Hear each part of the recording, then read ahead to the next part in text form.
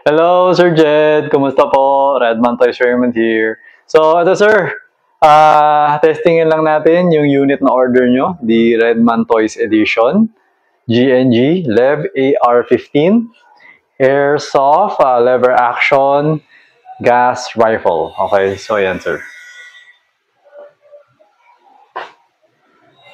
Fiber optic front and rear sights. Okay, so nalagyan ko na siya ng gas. Tapos ito yung bala niya. Ito yung magazine. Nilagyan ko na rin siya ng bala. Pero hindi ko siya napuno. No? Hindi ko na siya pinuno kasi mahirap mag-ubos eh.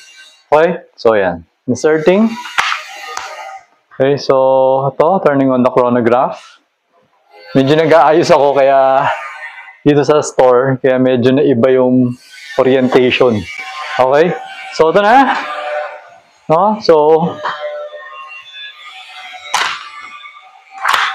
teka lang, naka-safe. Alright, yan. Okay. So, firing. 499.9. Okay. So, yung BB natin, as usual, is 0.20.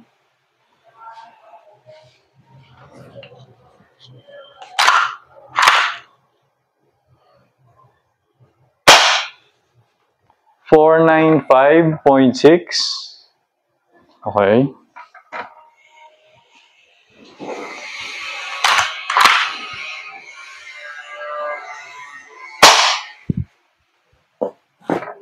$496.8.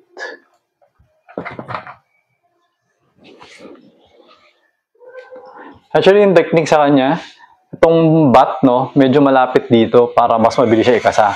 Kasi pag malapit siya na nandito, medyo mahirap siyang, parang kulang ka sa, ayan, kulang. Pero pag ito, nandito, mas mabilis. Meron. So, meron din positioning.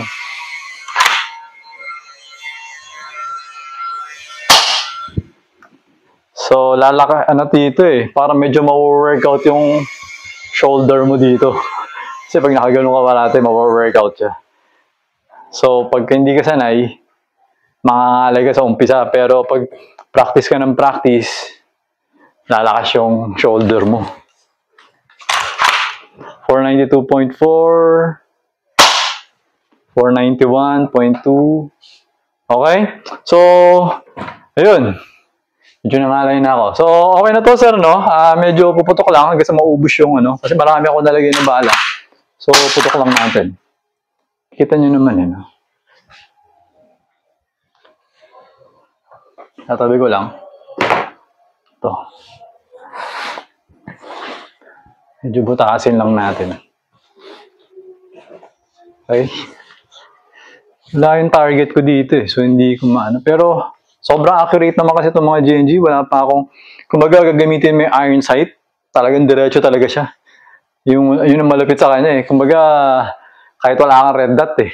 Kasi minsan kasi, pag yung mga rifle, tabingi sila eh. Pero to sobrang diretso talaga pag ginamit mo yung iron sight. Yung mga fiber optic na sight na.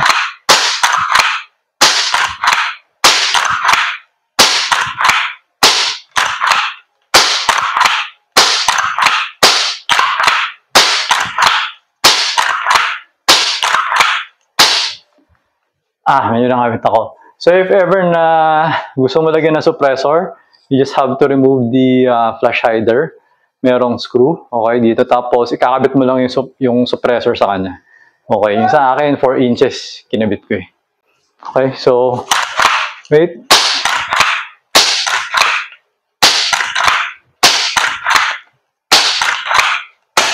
Na. Okay, so ayan, removing the magazine. So, press mo to. Pwedeng pressin dito. Parang tatlo yung niya eh. Tatlo yung pindutan niya para ma-release yung magazine. Ayan. Okay? So, ayun sir. Okay na to. So, pwede mo na to pakuha sa Lalamove. Okay? So, ayun sir. Thank you for your order sir. Until next transaction po, always remember to stay safe, stay great, be good, and be thankful always. God bless po sir. Bye-bye.